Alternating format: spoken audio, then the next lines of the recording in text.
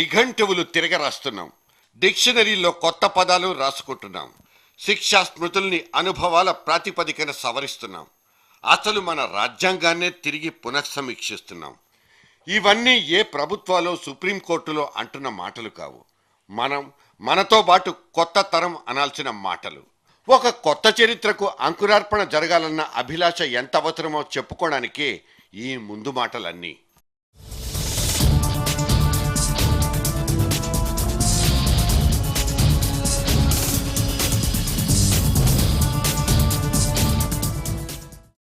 పేపర్ల నిండా ఓ 70 ఏళ్లు పైబడ్డ ఆచారం అనే ముసలి సాధువు 16 ఏళ్ల అమ్మాయిని లైంగికంగా వేధించాడన్న ఆరోపణలు, అరెస్టులు, విచారణలు వగైరా వగైరా. ఇంకో పక్క 23 ఏళ్ల అమ్మాయి మీద అత్యాచారానికి పాల్పడ్డ 5గురిలో ఒక 17 ఏళ్ల బాల నేరస్తుడికి ఏ మరణదండనో విధించకుండా కేవలం 3 ఏళ్ల శిక్షతో సరిపెట్టించిన చట్టం గురించి ఆక్రోశాలు, ఆవేశాలు.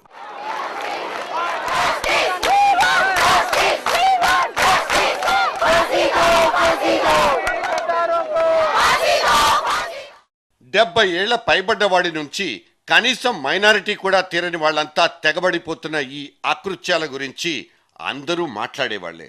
ఎందుకంటే 20 నిమిషాలకోసారి జరిగిపోతున్న ఈ మానభంగం, వేధింపుల వార్తలే ఎక్కడ చూసినా. డాక్టర్లు, లెక్చరర్లు, టీచర్లు, ఉద్యోగులు, యజమానులు పూట పూటకు ఈ పేర్లే వినబడుతున్నాయి. మార్చి మార్చి మళ్లీ వినబడతాయి కూడా. 10 ఏళ్ల నుంచి 80 ఏళ్ల దాకా వీటికి పాల్పడిపోతున్న మగాళ్లంతా ఒకవైపు, ముక్కు పచ్చలారని 3 ఏళ్ల వయసు నుంచి కాటికి కాళ్ళు చాపుకున్న వృద్ధురాళ్ల వరకు బాధితులు ఇంకోవైపు. ఈ వార్తల పరంపర ఇంతకు ముందు లేదే. ఇప్పుడే కొత్తగా ఈ మానభంగాలు, అకృత్యాలు జరిగిపోతున్నాయా? ఇంతకు ముందెన్నడూ ఇవి లేవా? జరగలేదా? ఈ మధ్య ఇవన్నీ పెచ్చుమీరిపోతున్నాయన్నది లెక్కలు చెప్తున్న నిజం. కారణాల్ని విశ్లేషిస్తే కాదు పొమ్మంటారు. మీరు గుడ్డలుడి తీసి చూపిస్తున్న దృశ్యాలు, ఆకతాయిల్ని హీరోలుగా చూపించే సన్నివేశాలే సమాజంలోని ఇన్నేసి అనర్థాలకు కారణమంటే సినిమా వాళ్లకు కోపాలొస్తాయి. మేం ఫలానా సినిమా చూసి ఫలానా నేరానికి పాల్పడిపోయామంటూ పట్టుబడ్డ నూనుగు మీసాల కుర్రాళ్ళు పోలీసుల ముందు తమ తమ స్ఫూర్తి కథలు, సినిమాలు, హీరోల గురించి ఉదాహరణలు చెప్తుంటే ఇంతకంటే మీ సినిమాలు సమాజం మీద పడిచేస్తున్న దుష్పరిణామాలకు దృష్టాంతాలు కావాలా అంటూ నిలదీసినా అక్కడి నుంచి వేరే మాటలే వినిపిస్తాయి. గాంధీ సినిమా చూసి ఒక్కరైనా గాంధీ లాంటి ఆలోచనలు చేస్తున్నారా? సినిమా సినిమానే. అదొక 2.5 గంటల ఎంటర్టైన్మెంట్ ప్రపంచమే తప్ప ఇంకోటి కాదన్న వాదనే అక్కడి నుంచి వినిపించేది.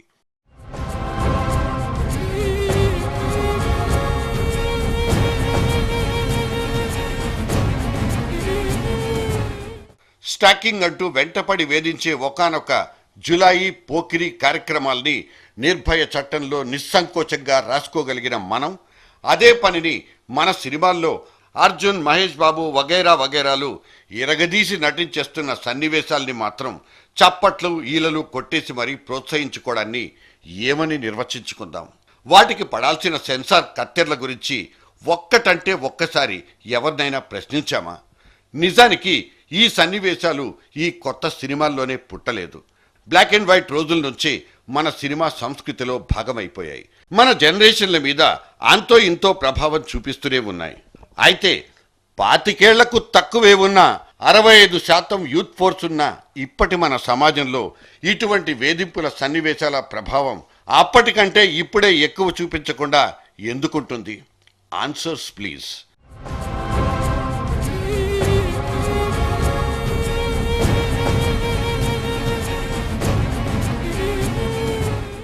ఇక ఈ ఆడోళ్ల మీద అఘాయిత్యాలకు కారణం వాళ్ళేసుకునే బట్టలేనంటూ ఆ మధ్య సాక్షాత్తు మన డీజీపీ వారే చెప్పబోయినప్పుడు మన సంజయ్ లాంటి వాళ్ళంతా సంఘటితంగా పిడికిళ్ళెత్తేశారు.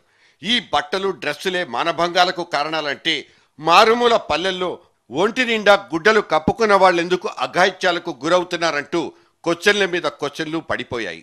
ఇక్కడ ఎవరి వాదన కరెక్ట్? ప్రశ్నలు, వాదనలు ఏవైనా వాటికి మనం ఇచ్చుకునే జవాబులే ఇవాళ మైక్రోస్కోపుల కిందకు పెట్టి చూసుకోవాలి. నిర్ణయాలు జరగాల్సింది నిర్భయ సంఘటనలు జరిగినప్పుడు, తిరిగి అవే సంఘటనలు ముంబైలోనో హైదరాబాదుల్లోనో మళ్లీ జరిగినప్పుడో కాదనేది చెప్పుకుంటూనే ఉన్నాం. మానభంగానికి పునర్నిర్వచనాలు రాసుకుని చేసుకుంటున్న చట్ట సవరణల గురించి చర్చలు జరిగిపోతున్నాయి. మైనారిటీ వయస్సు తీరని వెధవకుడు పాల్పడిపోయిన ఘోరమైన పనికి జస్ట్ 3 ఏళ్ల శిక్ష వేసేస్తే రేపటి నుంచి ఆ పనులు చేసేవాడికి అసలు భయం ఎక్కడి నుంచి వస్తుందంటూ ఇవాళ దాదాపు అన్ని వైపుల నుంచి అరుపులు వినిపిస్తున్నాయి. పత్రికల్లో ఖాళీ లేనంతగా రాసేసుకుంటున్నారు కూడా. నేరము శిక్ష అనబడే సబ్జెక్ట్లో మనము మన వ్యవస్థ ఎప్పుడూ వీకే. నేరం నిర్ధారించడం అనే ప్రక్రియలో కనబడిపోతున్న నిష్ఠ, నిబద్ధత, నిజాయితీ ఎంతన్నది మనందరికీ తెలిసిందే. నిర్ధారణ అయిపోయిన నేరానికి తగ్గ శిక్షలు విధించబడుతున్నాయా అన్నది కూడా ప్రశ్నార్థకమే. ప్రపంచం తెలియని వయసులోనే మానభంగానికి పాల్పడిపోయిన ఈ దారి తప్పిన దౌర్భాగ్యుణ్ణే ఇక్కడ ఉదాహరణగా తీసుకుందాం.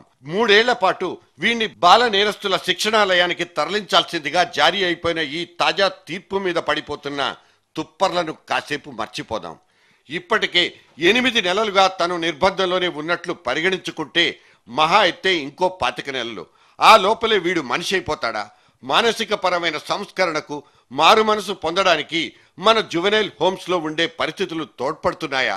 బాల నేరస్తుల్ని బాగుపరిచి మళ్లీ జనజీవితంలోకి ధైర్యంగా వదిలేంత సదుపాయం గాని, సౌకర్యం గాని అక్కడ లేనేలేదు.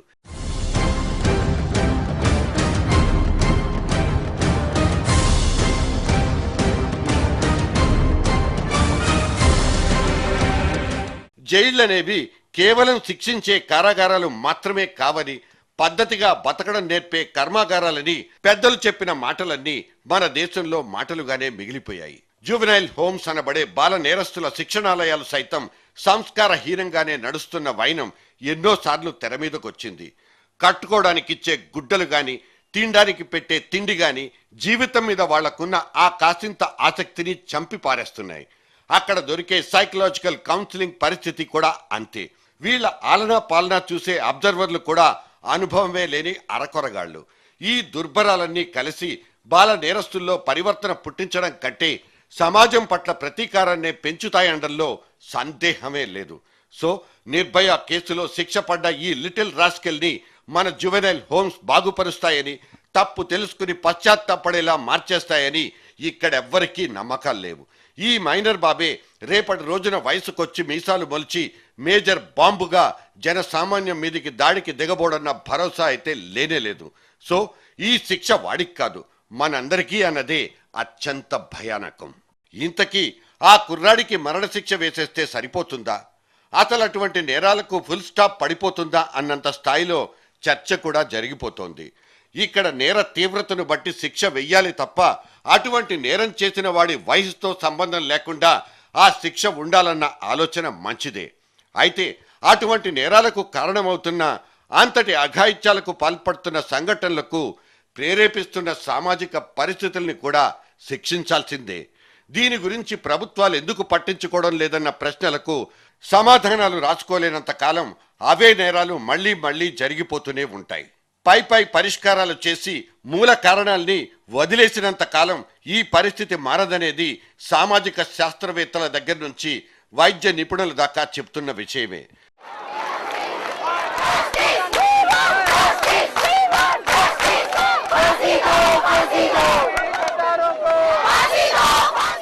ఇక చిన్నారుల మీద జరిగిపోతున్న అఘాయిత్యాలు ఎవరు చేస్తున్నారు? వాళ్ల సామాజిక ఆర్థిక నేపథ్యాలు ఎటువంటివి? గతంలో వాళ్లకు నేరాలతో సంబంధం ఏదైనా ఉందా? ఇటువంటి సగటు నేరగాళ్లను పసిగట్టే యంత్రాంగం ఏదైనా ఉందా? ఆయా బాధిత కుటుంబాల్లో సభ్యులు, పక్కింటి పోరగాళ్ల పోకడలు ఇప్పుడు వార్తల్లో కనిపిస్తున్నాయి. ఈ అగ్గిపుల్లలు, కుక్కపిల్లలు, సబ్బుబిళ్లలు కావేవీ కవితకు అనర్హాలన్నట్లు ఒక లోతైన విశ్లేషణకు ఇవన్నీ అవసరాలే, ఆధారాలే. ఇదిలా ఉంచితే జరిగిపోతున్న అఘాయిత్యాల నేపథ్యాలన్నింటినీ ఒకే ఘాటాన కట్టేసి దండలల్లేస్తున్న ఆవేశపూరిత వ్యవహారాలు ఆగిపోవాల్సిందే. ఇక్కడ పుట్టుకొస్తున్న చైతన్యం అభినందించదగిందే కావచ్చు, ఆహ్వానించదగింది అనొచ్చు. కానీ మనకు కావలసిన మంచినీళ్ల గురించి, మంచి వైద్యం గురించి ఎందుకు ఈ చైతన్యం రావడం లేదనే నిరాశ, నిస్పృహలే వెంటాడి వేధిస్తున్నాయి. గతంలో ఓసారి ఎయిడ్స్ మహమ్మారిని నియంత్రించే వ్యవహారాన్ని లోతైన మూలాల్లోకి వెళ్లి పరిశోధించిన సంస్థలు పులిరాజా క్యాంపెయిన్ మొదలుపెట్టుకున్నాయి. హైవేల్లో జరిగిపోయే వ్యభిచారాలకు పాల్పడిపోతున్న వాళ్లకు కాండోమ్స్ వాడాలన్న అవగాహన కల్పించడానికి ఉద్దేశించుకున్న అటువంటి ప్రచార పర్వం అద్భుతమైన ఫలితాలను అందించింది. మరి అటువంటి పని ఈ అఘాయిత్యాల నివారణ కోసం చేపట్టడానికి ఎందుకు ఇబ్బంది? అది కేవలం కేంద్ర ప్రభుత్వం ఒక చట్టం చేసేదాకా వేచి చూడాల్సిందేనా? పిల్లి మెళ్ళలో గంటలు కట్టేయడానికి ఎవడు ముందుకు రావాలన్నదే ఇక్కడ మన అసలైన నిష్క్రియాపరత్వానికి కారణమా?